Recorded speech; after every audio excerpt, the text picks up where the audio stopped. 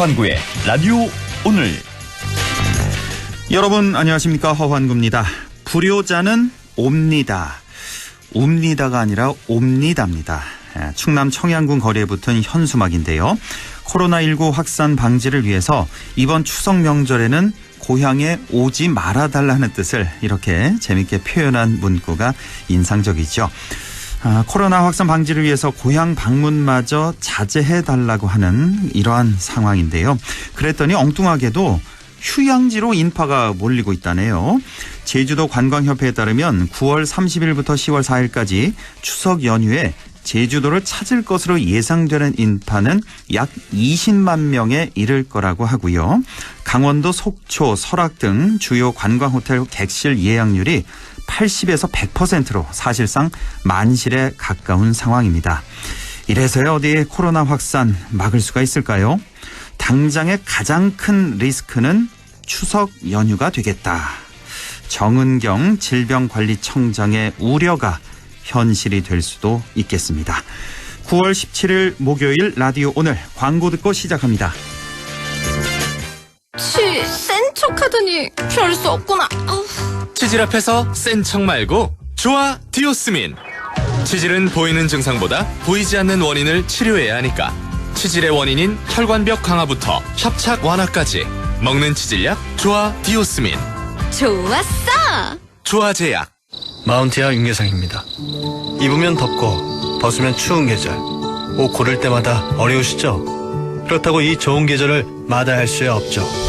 아침 저녁 쌀쌀할 때마다, 가볍고 부드러운 옷이 필요할 때마다 마운티아 플리스. 그럼 나가볼까요? 마음 가는 대로 마운티아. 맑은 공기가 집 안으로 들어오니까 청정, 나쁜 공기를 집 밖으로 내보내니까 환기. 공기청정과 환기를 동시에 하니까 청정환기. 이제 창문 닫고 환기하세요. 청정환기 시스템을 나비앤하우스에서 만나보세요. 경동 나비앤. 영림 모델 손예진입니다. 인테리어 관심 있는 분들은 영림도 좋은 건 다 아시죠? 근데 그거 아세요? 도어 잘하는 회사가 키친바스도 잘한다는 거. 이제 인테리어 하면 도어, 키친바스 모두 잘하는 영림이죠. 영림을 만나면 공간이 예술이 된다. 영림 키친바스. 지원이가 좋아하는 돼지고기? 부드럽고 잡내 없고 고원돈 암돼지. 풍미 가득 살살 녹는 그만 고원돈 암돼지. 고원돈 암돼지 아니면 안 되지. 무공해 고원돈 암돼지. 자, 따라해보세요. 이카운트 ERP 4만원 회계관리, 이카운트 ERP 4만원 재고관리, 이카운트 ERP 4만원 생산관리. 사업 성공 함께해요. 이카운트 ERP의 모든 기능을 월 4만원에 드립니다. 이카운트. 가입비 부가세 별도. 특성화고 졸업 후 바로 취업했지만 학업에 대한 아쉬움은 있어요. 나이는 먹는데 실력은 제자리 같아 불안하더라고요. 직장인을 위한 일학습 병행 대학 입시제도. 전국 23개 4년제 대학에 참여하고 서류 전형 등으로 지원 가능하니까 검색창에 라이프사업 대학. 네, 라디오 오늘 목요일 순서 시작합니다. 1부 따끈따끈한 경제 이슈 짚어보는 이인철의 시사경제 함께하고요. 2부 김성수 시사평론가와 함께하는 시간이죠. 김성수의 세상 읽기. 오늘은 윤미향 의원 기소에 대해서 얘기 나눠보겠습니다. 이어서 안동 MBC 창사 50주년, 6.25 전쟁 70주년 특별기획 라디오 드라마 낙동강 전선도 계속됩니다. 라디오 오늘 유튜브로도 다시 들으실 수 있습니다. 많은 애청 바랍니다. 네, 이인철의 시사경제 시작합니다. 오늘도 참 좋은 경제연구소 이인철 소장과 함께합니다. 소장님 안녕하십니까? 네, 안녕하세요. 예, 국회에 제출된 4차 추경안 오는 22일 그러니까 다음 주 화요일에 처리될 전망이라는 기사가 나왔네요. 원래는 그 이낙연 대표가 18일 그러니까 내일까지는 좀 꼭 좀 처리해달라 이렇게 얘기를 했었는데 좀 늦어졌는데, 자, 이렇게 되면은 추석 전에 2차 재난지원금이 지급이 가능할지, 그리고 통신비 2만 원 때문에 지금 이게 좀 늦어진 걸로 알고 있는데 이 통신비 2만 원 문제는 어떻게 될지 이것도 좀 정리해 주시죠. 맞습니다. 이제 민주당과 이제 국민의힘이 오는 22일 본회의를 열어서 4차 추경을 처리하겠다라는 큰 틀에는 합의를 한 겁니다. 예. 만약 이 일정대로라면 순조롭게 진행이 되면 추석 연휴 전 재난지원금 지급은 뭐 차질이 없을 수 있습니다. 그런데 문제는 지적했던 것처럼 마지막 남은 쟁점이 바로 전 국민 통신비 2만 원 지원입니다. 예. 통신비 지원에 과연 9천억 원을 쓰는 게 맞느냐. 또 이제 모든 사람한테 독감 백신을 무료 접종하자라는 이제 국민의힘의 제안이 있는데요. 네. 민주당은 최초에는 이제 실현 불가능하다라고 일축해 왔습니다. 그러나 이제 민주당이 이 제안을 이제 수용을 검토하겠다라는 것으로 선회를 했어요. 그 독감 예방 접종을 검토하겠다. 예. 지금 한 독감 예방 접종 3천만 명분을 지금 확보를 하고 있죠. 이 가운데 이제 기존의 무료 접종자가 한 1,900만 명, 여기다 이제 유료로 접종으로 준비한 이 1,100만 명 분에 대해서 무료 접종을 추가를 할 수 있는지 검토하겠다는 건데요. 예. 여기에 필요한 예산이 약 1,000억 원대입니다. 아, 그래요? 예, 다만 이제 민주당이 전제 조건을 달고 있는데 이제 통신비는 원하는 대로 그대로 통과시키자는 겁니다. 네. 야당한테 한 발 양보하는 대신에 추경처리를 최대한 앞당기겠다는 의도인데요. 국민의힘도 원칙적으로 이제 통신비 지급에는 반대한다 하면서도 여지를 열어놓았기 때문에 일단 민주당과 국민의힘은 다소 긍정적이지만 그러나 문제는 다른 당입니다. 정의당도 지금 반대를 하고 있고요. 그래요? 국회 예산정책처 경실련까지 이 통신비 지원에 대해서는 이제 부정적이어서 이에 관한 심사 과정에서 상당한 진통 예상이 됩니다. 이거 어떻게 될지 정말 모르겠군요. 지금 분위기, 이제 여야의 힘겨루기만 봐서는 통신비 2만 원 플러스 1,100만 명에 대한 독감 무료 접종, 이게 같이 돼서, 그러니까 좀 증액이 되겠네요. 한 1,000억 원 정도 증액돼서 그렇습니다. 통과될 걸로는 정치권에서 보여지는데. 자, 일단 어떻게 될지 좀 며칠 지켜보도록 하고. 자, 기분 좋은 통계가 하나 나왔네요. 우리나라가 전 세계 이제 163개 국가 가운데 살기 좋은 나라 17위를 기록했다고 하는데, 저는 이 소식을 듣고 생각보다는 순위가 높은데 이런 생각이 들었어요. 아무래도 좀 코로나 방역이 좀 반영이 됐나 이런 생각도 좀 들고요. 맞습니다. 지금 그 일부에서는 아니 우리나라 경제 규모가 세계 한 10위권이라면서 살기 좋은 나라는 왜 17위냐라고 하실 텐데 이게 최고 성적입니다. 그래요? 역대 최고. 이 회계법인 이 딜로이트 안진이 미국의 비영리단체 기구입니다. 사회발전조사기구가 발표한 2020 이 사회발전 지수의 결과를 보니까 전 세계 163개 국가 가운데 한국이 살기 좋은 나라 17위를 기록을 한 건데 이 조사 대상 100개국이 넘어선 게 2014년인데 그 이후 우리나라가 받은 가장 높은 순위입니다. 이게 지난해 23위였는데 6계단을 끌어올렸는데요. 역시 부동의 1위는 노르웨이입니다. 노르웨이가 3년 연속 1위를 차지하고 있고 2위가 덴마크, 핀란드, 뉴질랜드, 스웨덴, 스위스. 전통의 이제 이 서구권 국가들이 살기 좋은 나라 톱 10에 포석을 하고 있는데 아시아 지금 뭐 한중일 3개국 가운데에서는 우리나라가 유일하게 순위가 올랐습니다. 일본은 지난해에 비해서 3단계 하락한 13위에 머물렀고요. 중국이 11단계 떨어진 100위에 그쳤습니다. 이게 뭐가 우리나라가 그럼 좋게 평가를 받았느냐. 살기 좋다라는 건 여러 가지 평가가 있는데요. 일단 뭐 기초지식이나 정보통신에 관한 접근성도 좋고요. 또 건강과 복지에 관해서도 후한 점수를 받았고 또 이제 개인의 권리, 개인의 자유와 선택과 포용성, 이 고등 교육에 대한 접근성에 대해서 지난해에 비해서 좋은 점수를 받은 것으로 나타났습니다. 그렇군요. 우리나라가 17위 역대 최고 성적을 받았고 일본이 13위였고 중국은 100위를 기록했다는 거. 자, 이 정도 정리하고. 자, 지난 밤이었죠. 우리 시각으로 이제 지난 밤에, 미 연준이 이제 FOMC 회의를 열었는데, 자, 뭐, 제로금리 유지는 이미 뭐 예상이 된 거고요. 현재 상황에서. 앞으로 어떻게 하겠느냐. 그 연준 의장의, 기자회견에서의 발언이 좀 주목이 됐었는데, 2023년까지는 제로금리 유지할 것 같다. 이렇게 시사를 해서 이렇게 되면 우리나라 또 역시 상당 기간은 제로금리를 유지할 가능성이 높아졌다. 이렇게 볼 수 있겠네요. 그렇습니다. 이제 코로나로 인한 경기 부양으로 해서 과연 제로금리가 언제까지 이어질 거냐 이에 대한 어떤 힌트가 나온 셈인데요. 미국 중앙은행 미 연준은 연방 공개시장위원회를 통해서 기준금리는 현행 0.0에서 0.25%로 유지하기로 했는데 예. 그런데 가장 중요한 게 뭐냐? 과연 연준이 언제쯤 금리를 올릴 거냐?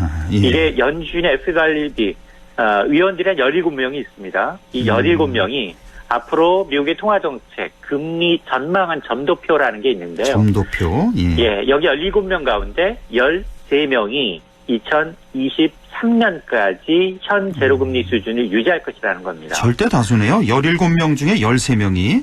예. 그렇습니다. 예. 코로나19 이전으로 완전히 돌아가는데 시간이 그만큼 더 걸릴 것이다라는 판단이고 그 사이에 경제 불확실성 굉장히 크다는 겁니다. 예. 자, 이렇게 되면 우리나라도 마찬가지입니다. 사실 뭐 우리나라 경기 역시 미국과 차별화돼서 가파른 회복세를 보이지 않는 한 통화정책도 미국과 보조를 맞출 수밖에 없는 상황인데요. 네. 한국은행도 마찬가지입니다. 신종 이 코로나 바이러스 감염증으로 인해서 이 경기 회복세가 더 둔화될 것으로 보고 있기 때문에 지금 추가적으로 기준금리를 인하할 가능성은 낮지만 그래도 상당 기간 현재 이 제로금리를 유지할 수밖에 없는 상황인데요.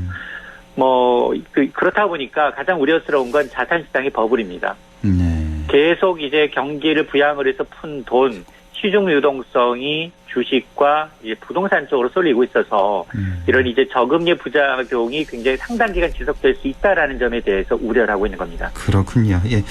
현재로서는 이렇게 예상이 된다는 거. 2023년까지는 이 초저금리가 유지될 것 같다.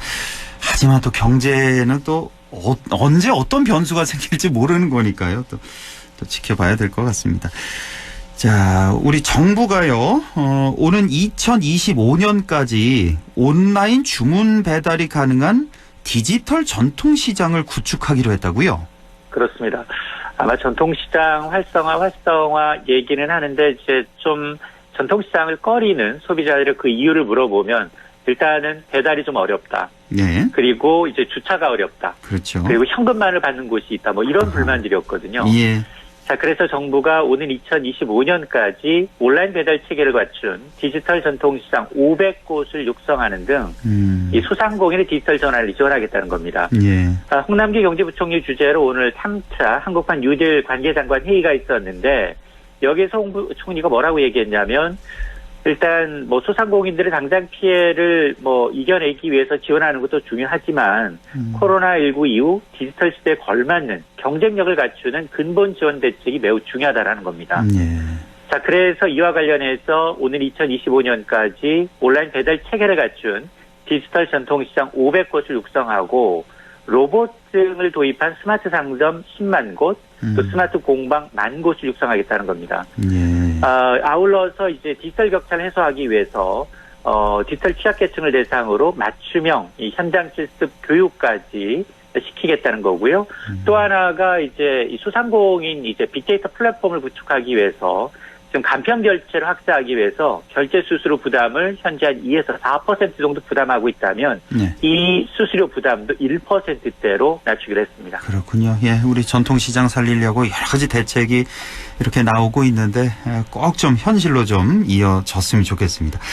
자, 깡통 전세 얘기를 좀 해보겠는데 최근에 이 깡통 전세 얘기가 한 2, 3년 전쯤인가요? 그때 좀 들어봤던 기억이 나는데 최근에 수도권 일부 지역에서 아파트 전세값이 매매가를 뛰어넘는 이른바 이 깡통 전세가 지금 또 등장하고 있다고요? 그렇습니다. 이제 깡통 전세라는 게 전세값이 매매가를 추월한 아파트를 말하는데요. 예. 국토부 실거래가 공개 시스템에 나와 있는 데이터를 보니까 안산, 용인 등 이 수도권 일부 지역에서 실제로 깡통 전세가 등장을 했습니다. 아하, 예. 안산에 있는 A 아파트의 경우 59제곱미터가 지난 3일자로 2억 1천만 원의 전세 계약이 체결이 됐는데 해당 주택은 7월 말부터 8월 초까지 2억 원대에서 매매 계약이 체결된 겁니다. 예. 그리고 지난 6월에 이 인근에 입주한 테러 아파트의 경우에는 같은 면적의 현재 전세 가격이 3억 원으로 치솟았는데 예. 분양가와 같아졌습니다. 아이고. 왜 이런 현상이 나타나느냐? 이유는 굉장히 복합적인데요. 정부가 잇따라 규제를 하면서 최근에 아파트 매매 가격은 다소 진정되고 있는데 임대차법 시행 이후 전세 물량이 부족하다 보니까 전세값은 계속해서 뛰고 있다는 겁니다. 예. 이외에도 이제 3기 신도시 사전 청약이 내년 하반기부터 시작이 되니까 이 대기 수요자들 그동안에 전세 살 수밖에 없습니다. 그렇죠. 그러다 보니까 이처럼 깡통 전세가 등장하니까 전세가가 오히려 더 비싸고 매매가가 낮으면 같은 아파트를 그냥 사버릴까? 이 매매 쪽으로 일부 돌아서는 경우도 있지만 예. 그러나 지금이 워낙 거래 자체가 급감하고 있고 매매가가 추가로 더 떨어질 것이다라는 기대감이 있기 때문에 매매보다는 전세 눌러 사는 사례가 늘고 있습니다. 그렇군요. 이 치솟고 있는 전세가 어떻게 안정화시킬지 이것도 큰 숙제가 될 것 같습니다.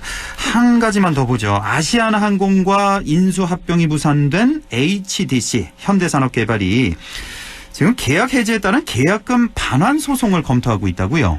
그렇습니다. 지난 14일 산업은행이 HDC 현대산업개발의 아시아나항공 인수 계약이 최종적으로 무산됐다라고 선언을 했습니다. 예.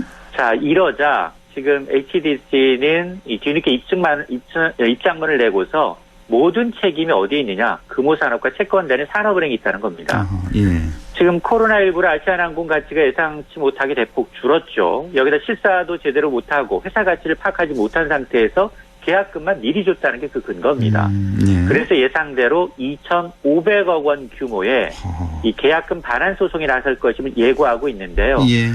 사실 현대의 이런 일련의 조치는 치열한 법정 공방을 앞두고 계약 해지 책임을 금호와 채권단에 돌리기 위한 명분 쌓기용이 아니냐라는 건데 어쨌든 지금 금호산업과 산업은행도 만만치 않습니다. 인수 책임의 무산은 HDC 현대산업개발 측에 있다라는 입장을 고수하고 있어서 그렇겠죠. 앞으로 상당 기간 긴 이 법정 다툼을 예고하고 있습니다. 한두 푼도 아니고 2,500억 원이 걸린 반환 소송 앞으로 좀 지켜보겠습니다. 자, 소장님 오늘 말씀 잘 들었습니다. 네, 고맙습니다. 네, 고맙습니다. 지금까지 참좋은경제연구소 이인철 소장이었고요. 라디오 오늘 잠시 후 2부에서 뵙겠습니다.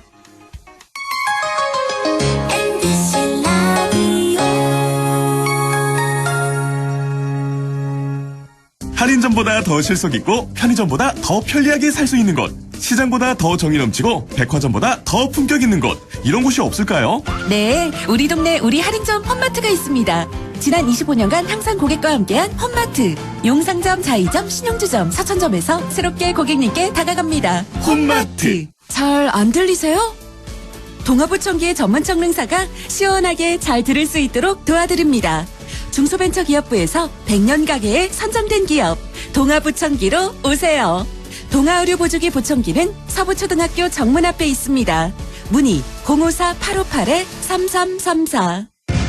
유일무이 경북 단 하나뿐인 국립종합대학교 국립안동대학교가 세상 단 하나뿐인 당신을 위해 다양한 장학 혜택, 아낌없는 지원으로 여러분의 꿈을 더 크게 응원합니다.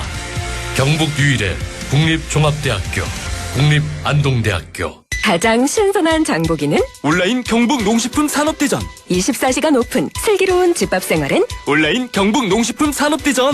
9월 11일부터 30일까지 사이소 11번가 ssg.com 쿠팡에서 우수한 경북 농식품을 만나보세요. 쿠폰 선물도 놓치지 마세요. 추석 선물도 고민 끝.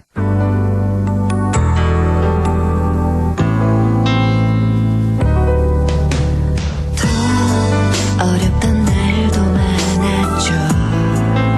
우리 함께 한다면 따스함을 느껴요.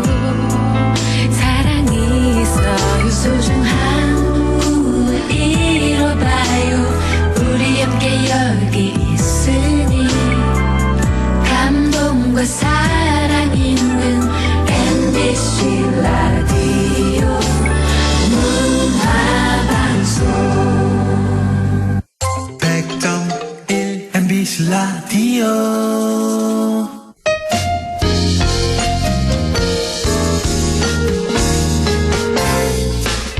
지금 여러분께서는 안동 MBC 시사정보 프로그램 허환구의 라디오 오늘을 듣고 계십니다. 저는 사생결담 강재입니다.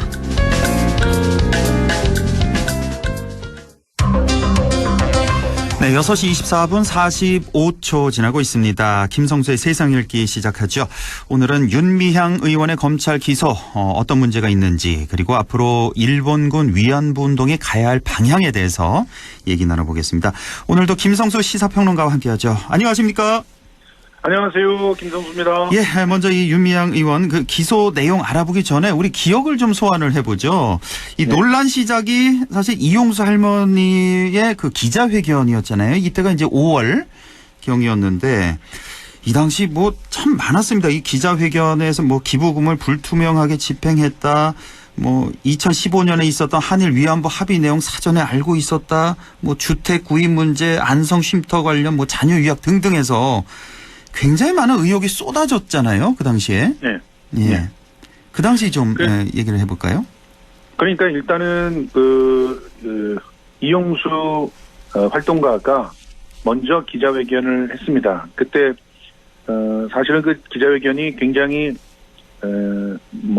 뭐랄까요, 정리가 되어 있지 않은 그런 형태의 기자회견이었죠. 그런데 핵심을 갖다 좀 잡아보자면, 위안부 피해자 활동이, 지금 현재 진행되는 시위 형태로 진행되면 안 된다. 더 이상 그 시위 형태로서는 비전이 없다. 이런 부분들을 갖다 짚었고, 그래서 교육으로 바뀌어야 된다. 이런 얘기를 하면서, 그러면서 동시에 얘기를 했던 것이 우리는 직접적으로 지원금을 받은 적이 없다.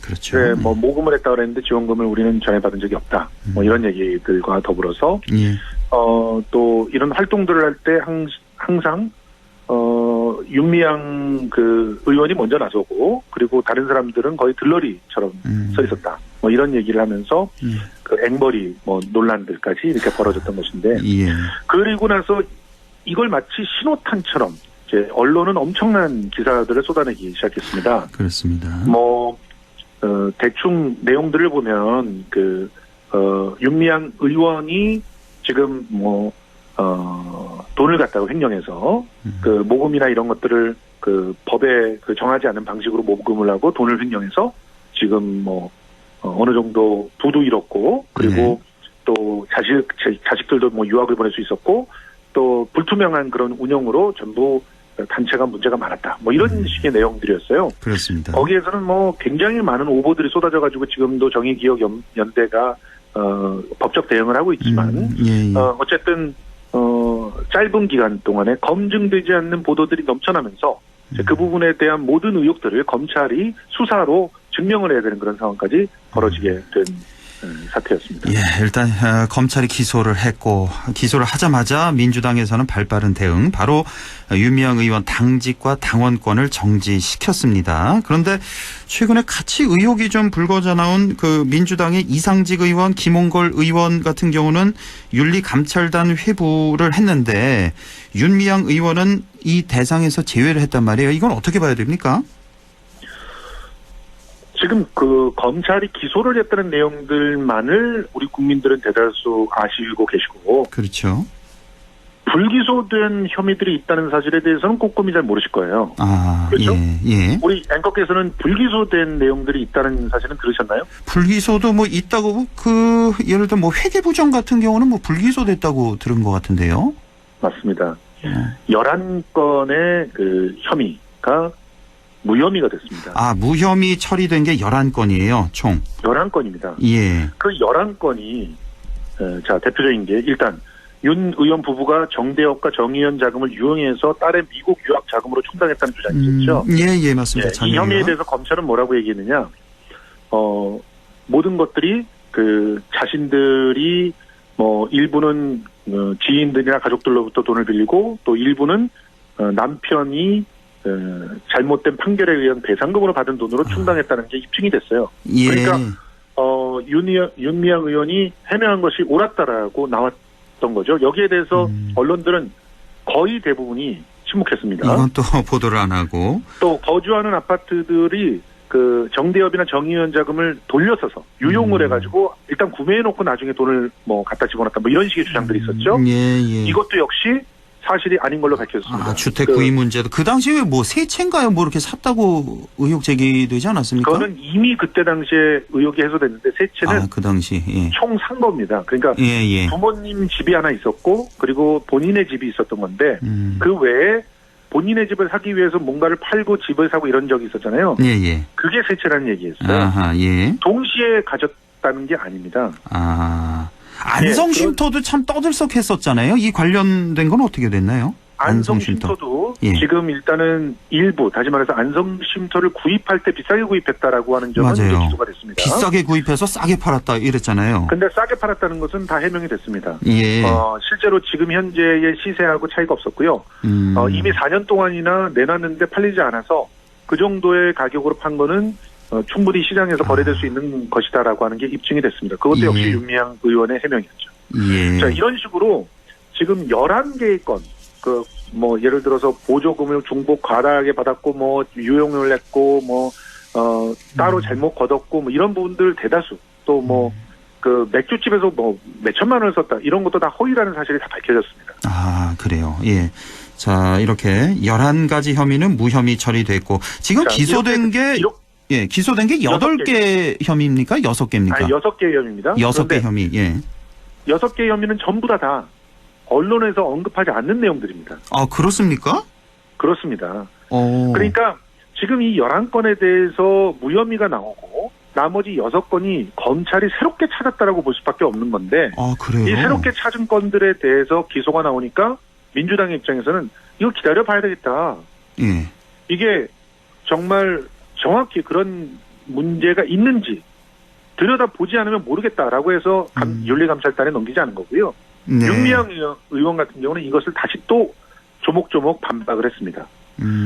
그러니까 참 심각한 상태라고 볼 수가 있어요. 이게 언론이 마땅히 보도해야 될 것들을 보도하지 않고 있는 거 아니냐.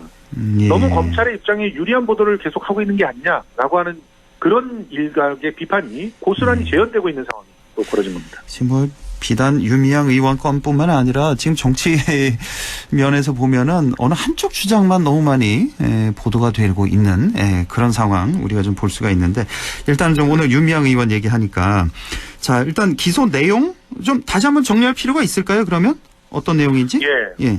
일단은 이런 겁니다. 6개 중에서 대표적인 것이 윤미향 의원이 전쟁과 여성인권박물관 마포에 있는 곳인데요. 예. 여기에 관련 보조금을 문화체육관광부와 서울시로부터 각각 1억 5,860만 원, 또 1억 4,370만 원을 부정 수령했다라고 판단을 해서 보조금 관리에 관한 법률 위반과 사기 혐의를 적용했어요. 예. 그런데 여기에 끌어들인 게 박물관을 등록하려는 자는 학예사를 갖춰야 된다라고 하는 이 대목을 가지고 끌어와서 학예사를 갖추지 않은 상태에서 보조금 신청을 해서 그 돈을 가지고 학예사가 아닌 사람한테 줬다는 겁니다. 아, 예.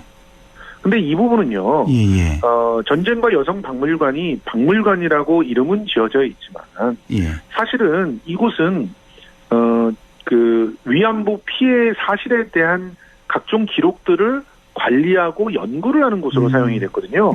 그래서 이 부분에 대한 정해진 절차와 또 서울시에서 요구한 그리고 또 문화체육관광부에서 요구한 일체의 서류가 있었어요. 그 서류 다 제출했고 심사 다 거쳤고 요건을 갖춰서 보조금 수령했고 집행했고 집행한 내용에 대해서도 다 보고서가 있고 그것이 서울시와 문화체육관광부를 통해서 다 인정을 받았습니다. 예.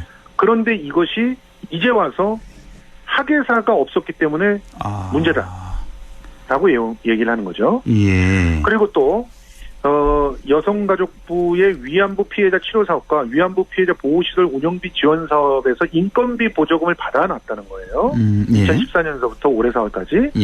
그런데 이걸 다른 명목으로 사용했다는 거예요. 그런데 어떤 내용이냐면 이 인건비 보조금을 받아가지고요.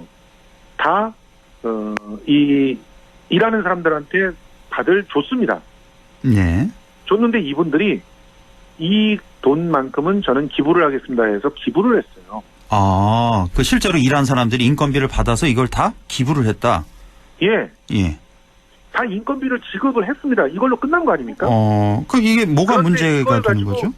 그것도 정상적인 방법. 예를 들어서 이 인건비를 리턴하는 이상한 그런 나쁜 사람들이 있지 않습니까? 특히 어린이집 같은 데 보면 교사들한테 정해져 있는 보조금 받아놓고서 야, 나랑은 계약을 이렇게 안 했으니까 나머지 돈은 이 통장으로 넣어. 이런 사람들 있잖아요. 예, 그렇습니다. 여기는요, 다 기부를 한다고 실명 다 적어놓고 기부 금액 적어놓고 기부를 한 거예요. 이게 사기입니까? 일단, 그리고 그렇고. 또, 지금 평화의 우리 집, 마포 쉼터 평화의 우리 집 있잖아요. 이 운영비 중에서 일부가 이제 이렇게 받았다는 거예요. 여성 단체가 거기를 세미나 장소로 빌리는데 예. 전기세 및 수도세 등등을 해가지고 일종의 사용료를 지급을 한 겁니다. 이 얘기가. 근데 이 사용료를 지급한 게 숙박업법을 위반했다는 거죠. 근데 이게 몇 년간에 걸쳐서 굉장히 많은 90여 건, 80여 건인가요? 그렇게 했는데 돈이 얼마 안 된다면서요. 한 번 왔을 때 1, 2만 원 꼴인가요? 900만 원 정도 됩니다. 900만 원. 총 받은 금액이 900만 원. 예. 이게 몇 건이었죠? 몇 건에 걸쳐서 그 건이 이제 기억이 좀 안 나는데. 지금 말씀하신 대로 수십 건을 그렇죠. 수십 건에 걸쳐서. 예.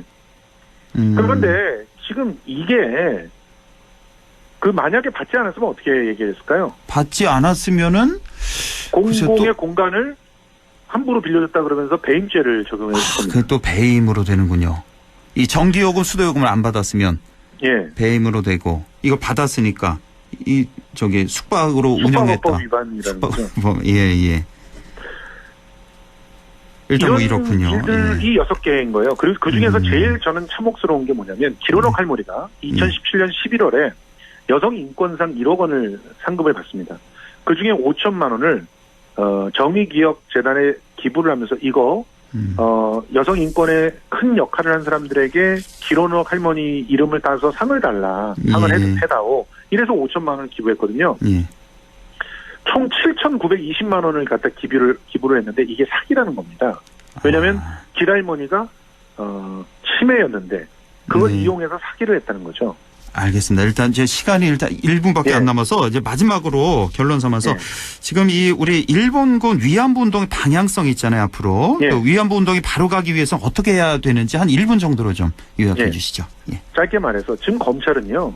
이런 무리한 기소를 통해서 위안부 활동을 폄하하고 심지어는 세계에서 이 위안부 운동을 높게 평가하는 이유가 피해자가 스스로 자기의 굴레를 넘어서서 전 세계의 전쟁과 어떤 내분으로 피해를 입은 여성들을 위한 활동가로 우뚝 섰다는 걸 평가하고 있는데 그 활동가가 사기를 당해갖고 돈을 뜯겼다고 얘기를 하고 있는 거예요. 그러니까 우리 위안부 활동들의 성장을 마음껏 재단하고 가로막는 그런 기소를 하고 있는 겁니다. 철저하게 정치적인 기소라고 볼 수밖에 없고요. 앞으로 우리 위안부 피해 활동들이 이분들이 다 돌아가시고 나면은 그러면 끝나버려야 되는 구제 활동이 되어야 되겠습니까? 그러면 안 되겠죠. 그럼요. 일본의 전쟁 범죄에 대해서 끊임없이 환기를 시키면서 전 세계의 전쟁으로 인해서 피해를 받는 사람들이 없게끔 특히나 그 과정에서 아동들과 여성들이 많이 피해를 입게 되는데 그런 피해들이 다시는 생기지 않게끔 하는 그런 세계적인 인권운동으로 우뚝 서야 되지 않겠습니까? 그런 측면에서 검찰은 반드시 기소를 취하해야 되지 않을까 이런 생각을 합니다. 알겠습니다. 이 정의연의 이런 활동을 절대 폄하해서는 안 된다. 결국은 일본을 이롭게 하는 거다. 이 말씀까지 됐죠. 김성수 시사평론가였습니다. 고맙습니다. 고맙습니다.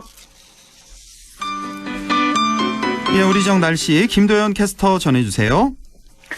네, 가을비는 비의 양이 적어서 빗자루로도 피한다라는 속담이 있는데요. 오늘 비가 스치듯 내렸다 그쳤다 오락가락하고 있습니다. 가을비답게 비의 양이 적었고 기록된 강수량은 상주 지역으로 0.1mm가량 나와 있습니다. 내일 낮부터는 쾌청한 가을 하늘 보실 수 있겠습니다. 아침 기온은 점점 내려가면서 일교차는 갈수록 커지겠고요. 서늘한 날씨 속에 기온 오르는 속도가 더디다 보니까 더위 많이 타는 분들도 슬슬 긴 소매 옷을 꺼내고 있는 그런 날씨 계속 이어지겠습니다. 내일 기온은 안동, 의성, 예천, 문경이 아침이 16도, 한낮에 24도까지 올라갑니다. 상주는 18도에서 24도 분포, 영주공원은 16도에서 22도, 영양청송은 16도에서 23도 분포 예상됩니다. 의성 현재 기온은 어제 이 시간보다 1도 낮은 21도, 체감온도는 22.3도, 습도는 96%입니다. 날씨였습니다.